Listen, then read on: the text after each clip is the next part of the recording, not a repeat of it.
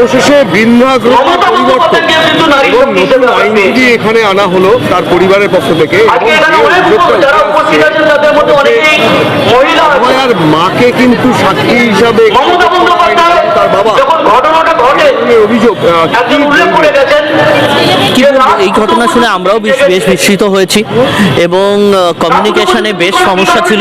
ওনার বাবা মার সাথে প্রতিনিয়ত যোগাযোগের দিক থেকে অসুবিধা ছিল, এই কথাও আমরা শুনেছি, এবং যে কারণের জন্য বৃন্দা গ্রোভার পরিবর্তিত হন এবং ওনার বাবা মা বারবার করে জানতে চান যে আইনিগতভাবে কিভাবে পদ্ধতিটা এগোচ্ছে। এবং এর পরের দিন প্রত্যেকবার কি হয়, আমাদের ক্ষেত্রে যেটা হয় সেটা হচ্ছে ইন্দিরা জয় সিং যতবার করে সুপ্রিম কোর্টে হিয়ারিংয়ে যান তার আগে আমাদের কাছে জানতে চান যে আমাদের কি বক্তব্য, আমরা কিভাবে পদ্ধতিতে এগোচ্ছি, এখন আমাদের অবস্থান কি, আমাদের ভাবনা কি, কি ধরনের ভাবনা সুপ্রিম কোর্টে তুলে ধরা হবে। আমরা যেটা জানতে পারি সেটা হচ্ছে বৃন্দা গ্রোভারের দিক থেকে সেরকম কোনো কমিউনিকেশন বা আমার কাছে করা হয়নি। এবং এই শিয়ালদা কোর্টে যেখানে সিবিআইএস বিশেষ আদালতে যেখানে কেস চলছে সেখানেও বাবা মার সাথে প্রপারলি কমিউনিকেট করা, এবং সত্যি কথা বলতে সিবিআই যে কোনোভাবে বাবা মার সাথে জেরা করছে না এটার ব্যাপারেও বৃন্দা গ্রোভার কোনো রকম কোনো প্রশ্ন সুপ্রিম কোর্ট বা সিবিআই কোর্টে কোথাও তোলেননি। এই ব্যাপারটা প্রচণ্ড সন্দেহজনক এবং এই ব্যাপারটা নিয়ে ওনারাও যথেষ্ট ক্ষুব্ধ ছিলেন এবং ওনারা চাইছিলেন যে আইনজীবী পরিবর্তন করে এই ঘটনাটার মীমাংসা হোক। অবশেষে জেপিডি জয়েন্ট প্ল্যাটফর্ম অফ ডক্টরসের যিনি রয়েছেন করুণা নন্দী ম্যাডাম, ওনার সাথে কথাবার্তা বলে উনি এইটাতে যোগাযোগ করছেন এবং সিবিআই কোর্টে অমিতাভ গাঙ্গুলি, অ্যাডভোকেট অমিতাভ গাঙ্গুলি, উনি থাকছেন আমাদের বাবা মার হয়ে লড়াই করার জন্য। এবং এখন যেটা যেটা পরিচালনার দিক থেকে যেটা ভাবা হয়েছে সেটা হচ্ছে এই পদ্ধতিগুলো, এই কথাগুলো যেগুলো এখনো অবধি ওঠেনি, বাবা মাকে কেন এখনো অবধি প্রপারলি জিজ্ঞাসাবাদ করা হয়নি, আরজিকরের প্রচুর মানুষজনকে এখনো জিজ্ঞাসাবাদ করা হয়নি বলে শোনা যাচ্ছে, সেইগুলোকে নিয়ে একটু পর্যালোচনা করা, সেগুলো কথা মহামান্য আদালতের কাছে তুলে ধরা, যদি আদালতের কাছে তুলে ধরা হয় তাহলে যদি গুরুত্ব দিয়ে বিবেচনা করা হয়।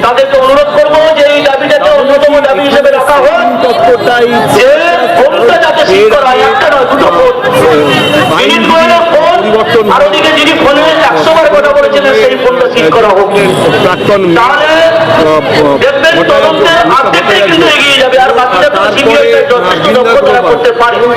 তাকেও দেখা গেছে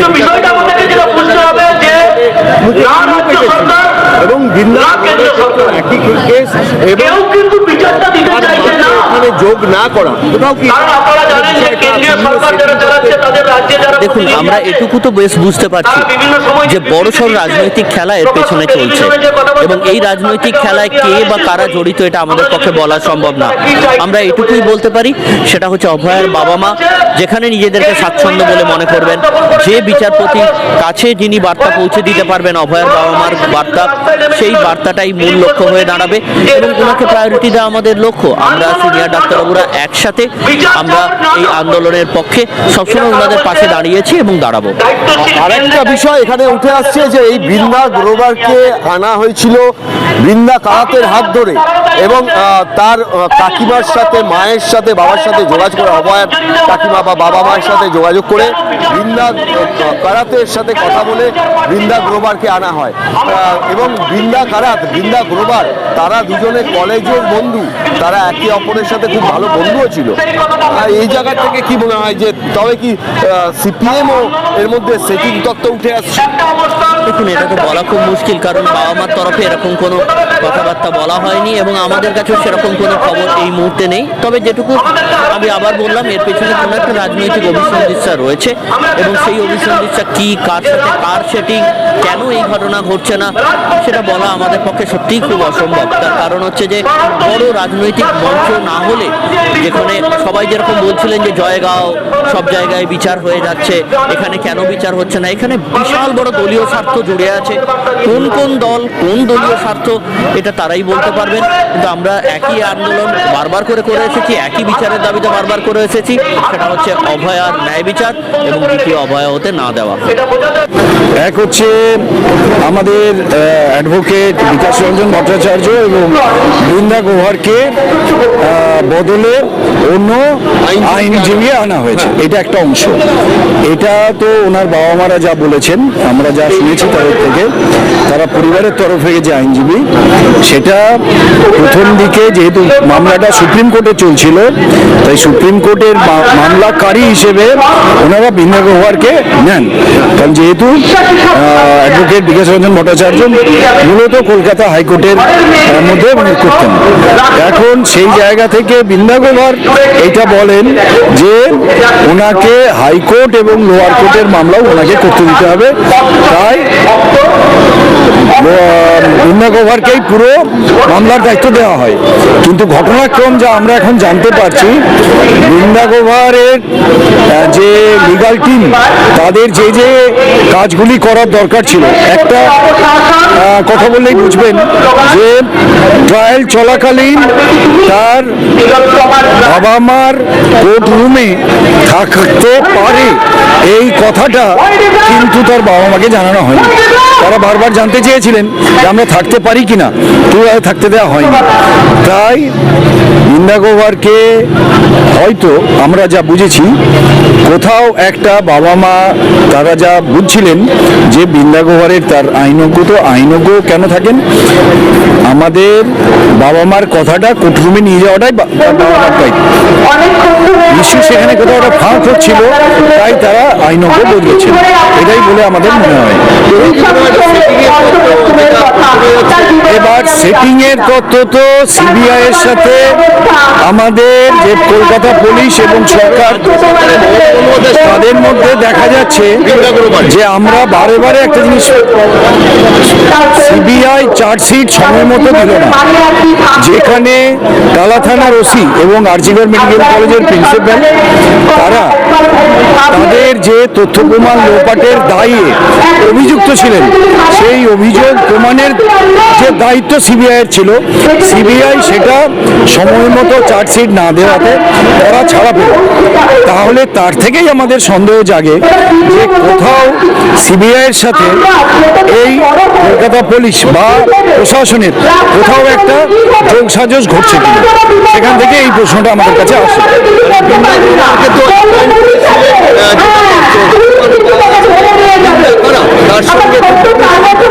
না, এটা একেবারেই ভুল তথ্য। এখানে কোনোভাবেই বৃন্দা কারাতের কোনো যোগাযোগ নেই।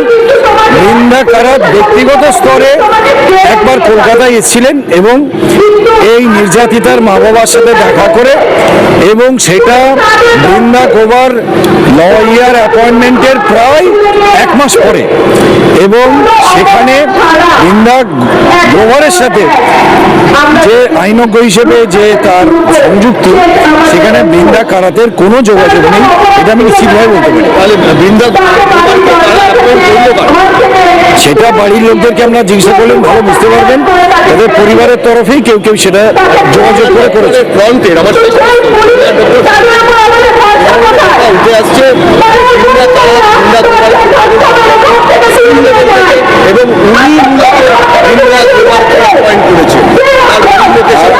আমি এটা বলতে পারবো না জুনিয়র ডাক্তারদের কে এটা বলছে, কোথায় তাদের এটার তথ্য আছে।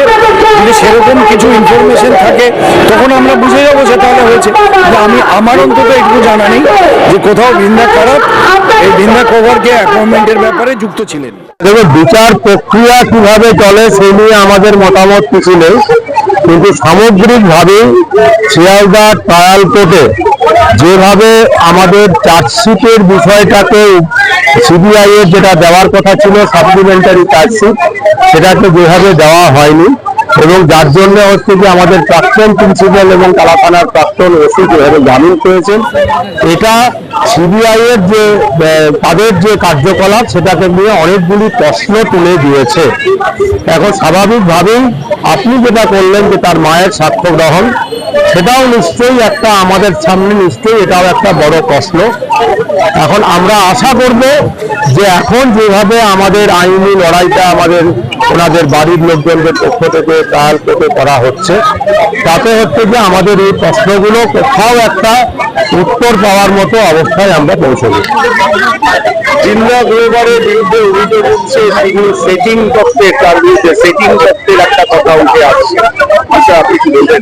দেখুন, এই ব্যাপারে তিনি একজন প্রথিতযশা আইনজীবী, এই ধরনের অভিযোগ জুনিয়র ডক্টর সল্টের দিক থেকে উঠে আসছে। তিনি একজন প্রকৃতদশা আইনজীবী, তার সম্বন্ধে সরাসরি এইরকম বক্তব্যটা করাটা কতটা সমীচীন হবে আমি জানি না, কিন্তু এটা ঘটনা যে যেভাবে ট্রায়াল কোর্টে এই বিচারটা এগিয়েছে তাতে অনেকগুলি প্রশ্ন কিন্তু উঠেছে এবং আমরা তাদের বাড়ির লোকজনের সঙ্গে কথা বলে জেনেছি তাদেরও এই ব্যাপারে অনেকগুলি অভিযোগ আছে, অনেকগুলি প্রশ্ন আছে এবং তারা বারবার বলেছেন যে তারা এই প্রশ্নগুলির সদুত্তর ওনাদের কাছ থেকে পাননি। এখন স্বাভাবিকভাবেই আমরা চাইবো যে এখন যেহেতু এই পুরো ব্যাপারটার কিছু পরিবর্তন ঘটেছে, এখন হচ্ছে যে এই প্রশ্নগুলির উত্তর আমরা এবার পাবো বিচার প্রক্রিয়ার পরে। বৃন্দা গ্রোভারকে তো মাধ্যম ছিল বৃন্দা কারাত, যিনি সিপিআইএম এর কেন্দ্রীয় কমিটিতে রয়েছেন এবং পলিট ব্যুরোর সদস্য ছিলেন। তো তার হাত ধরে তার পরিবার বৃন্দা গ্রোভারকে পেলেন এবং বৃন্দা কারাতের দিকেও আগুন উঠছে। এদিকে বামের সহযোগিতা এই আন্দোলনে একটা বড় পার্ট, এই ধরনের অভিযোগের মানে রাখে না, আমি জানি না যে বৃন্দা কারাতের সঙ্গে বৃন্দা গোভারের বাড়ির লোকের আইনজীবী হিসেবে থাকা এই সম্পর্কটা আপনি কোথায় পেয়েছেন। আমার কাছে এরকম কোনো তথ্য, আমি দায়িত্ব নিয়ে বলছি, এরকম কোনো তথ্য আমার জানা নেই। মাননীয় বিকাশ রঞ্জন ভট্টাচার্যের পর যখন হচ্ছে যে মাননীয় বৃন্দা গোভার এই দায়িত্ব পেয়েছিলেন, সেটা তাদের বাড়ির লোকজন ঠিক করেছিলেন, তাদের একজন আত্মীয় কারো মাধ্যমে ওনার সঙ্গে যোগাযোগ করেছিলেন। এইখানে বৃন্দা কারাতের কোনো যোগাযোগ আছে বলে আমি অন্তত এখনো পর্যন্ত শুনিনি। এই বৃন্দা গ্রোভারের ভূমিকা নিয়ে প্রথম থেকে আমি নিজেই অসন্তুষ্ট ছিলাম, কারণ বেশ কিছু জিনিস যেগুলো সুপ্রিম কোর্টে বলা উচিত ছিল সেগুলো উনি কোনোদিনই বলেননি এবং এই কেসটা একদম এন্ডের দিকে নিয়ে গেছে। যেমন ওনার বলা উচিত কিছু কথা, যেটা বলা উচিত ছিল সেটা হচ্ছে যে এই যে বিনীত গোয়েল বা ডিসি নর্থকে, যেখানে সমস্ত ডাক্তার সমস্ত দেশ চিৎকার করে বলে যে তাদের কেন সিবিআই ডাকেনি, সেই প্রশ্নটা বৃন্দা গ্রোভার আজ পর্যন্ত সুপ্রিম কোর্টে বললেন না। তারপরে ধরুন তার মা একজন সাক্ষী হিসাবে, একজন বাবার যেমন ভূমিকা থাকে যেমন মারও ভূমিকা থাকে এই কেসে, তার মাকে সাক্ষী হিসাবেই রাখা হলো না। কেন রাখা হলো না? সিবিআই রাখেনি আমরা জানলাম। দেখুন, সিবিআই, রাজ্য পুলিশের সেটিং, রাজ্য কেন্দ্রের সেটিং, এগুলো অতীত হয়ে গেছে। আমি জানতে চাই যে বৃন্দা গ্রোভার ম্যাডাম কী করছিল এতদিন ধরে এইরকম একটা হাই প্রোফাইল সেন্সিটিভ কেসে, এখানে তো তার মাকে কেন ইনক্লুড করেনি? এবার যদি বলতে পারেন যে সিবিআই যে যুক্তিটা দেখিয়েছে যে বাবা আছে যেখানে সেখানে মার লাগে না, দেখুন যে সন্তান হারিয়েছে বাবা এবং মার দুজনেরই সমান গুরুত্ব। আমি একটা আমার পার্সোনাল যেটুকু জানি ইনফরমেশন, সেই ভিউ থেকে আমি বলছি যে আমাদের এখানে বেশ কথা উঠেছিল যে অভয় নাকি ওই সেমিনার রুমে সে ঘুমিয়েছিল বলেই তার উপরে এরকম কিছু একটা ঘটনা ঘটে গেছে। তার মা কিন্তু ক্লিয়ারলি আমাকে বলেছিল যে তার মেয়ে মানে অভয়া কোনোদিনই ডিউটি আওয়ার্সে রাতে ঘুমায় না। এইটা কিন্তু তাহলে তার মা যে ইনফরমেশনটা দিতে পারে সেইটাকে কি সাক্ষী হিসাবে কোনোদিন নেওয়া হয়েছে? সিবিআই যদি না নিয়ে থাকে তাহলে তার বাড়ির যিনি আইনজীবী বৃন্দা গ্রোভার এটা কেন রিপ্রেজেন্ট করলেন না? এবং তার এই যে নতুন যে আইনজীবীর প্যানেল, সেই আইনজীবীর প্যানেল কিন্তু যথারীতি তারা কিন্তু বেশ কিছু জিনিস তুলে ধরেছেন এবং তারা কিন্তু কোর্টে অলরেডি বলবেন। এবং আমি যতদূর জানি যে ফার্স্ট চার্জশিটে বেশ কিছু অসঙ্গতি ছিল। যেমন একটা অসঙ্গতি, আমি সবগুলো বলবো না কিন্তু একটা জিনিস বলতে পারি, যে সেই দিন স্নিপার ডগ এসেছিল আরজি করে, সেই স্নিপার ডগের কী রিপোর্ট ছিল সেই রিপোর্ট তো আজ পর্যন্ত ফার্স্ট চার্জশিটে দেখলাম না, বা পরবর্তীকালে এরকম বেশ কিছু কথা কিন্তু অলরেডি ঘুরছে। আমি জানি না সেই রিপোর্টগুলো কোথায় আছে, কি হয়েছে, এই প্রশ্ন কোনোদিনই বৃন্দা গ্রোভার ম্যাডাম করেননি। এবং তার ফ্যামিলির সাথে কথা বলে যেটা বুঝেছি, বারবার তাদের কিন্তু জুনিয়র কাউন্সিল যে আইনজীবীরা রয়েছেন এই ছিল শিয়ালদা কোর্টে, তারা কিন্তু বারবার মিসগাইড করেছে। এই মিসগাইড কেন করবেন? তার বাবা মা এখন একটা মানসিক যন্ত্রণার ভিতর দিয়ে যাচ্ছে। যখন জুনিয়র ডাক্তাররা সেই আইনজীবীর সাথে কথা বলতে চেয়েছেন, সেই আইনজীবী এন্টারটেন করা তো দূরে থাক, কথা বলতে পর্যন্ত চায়নি এবং ভুলভাল বুঝিয়েছে। এটা কেন বোঝালো? এখন সবাই সেটিং বলে রাজ্য কেন্দ্রের, এখানে কোন সেটিংটা হয়েছে আমি সেইটাই জানতে চাইছি। এখানে আরো একটা তথ্য যেটা পাওয়া যাচ্ছে যে ইনকোয়েস্ট রিপোর্টে নাকি যে অভয়ার শরীরে আরো একটি লাল রঙের কম্বল বা চাদর ছিল, সেটারও কোনো তথ্য পাওয়া যাচ্ছে না।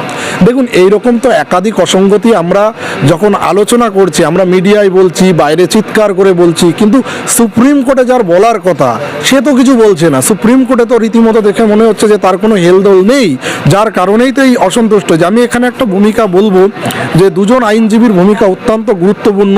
আজকে এই ডিসিশন নিতে বাধ্য হয়েছে হাইকোর্টের দুজন খুব স্বনামধন্য আইনজীবী, জয়ন্তনারায়ণ চ্যাটার্জি এবং শীর্ষেন্দু সিংহ রায়।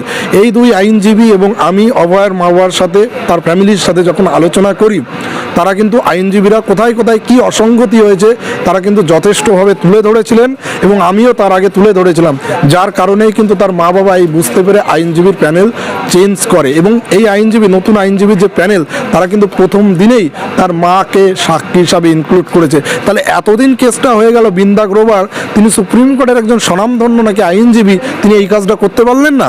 এটা নতুন আইনজীবীর প্যানেল একদিনের ভিতরে কি করে এইটা করলেন? তো আমার প্রশ্ন হচ্ছে বৃন্দা গ্রোভার ম্যাডাম কেন এতদিন এই জিনিসগুলো করলেন না? এবং আমি আপনাকে এটুকুই বলছি, যেহেতু এই কেসটাতে আমি রয়েছি এবং আমি তাদের খবরাখবর রাখছি, আরও বেশ কিছু অসঙ্গতি আইনজীবীরা বের করেছেন।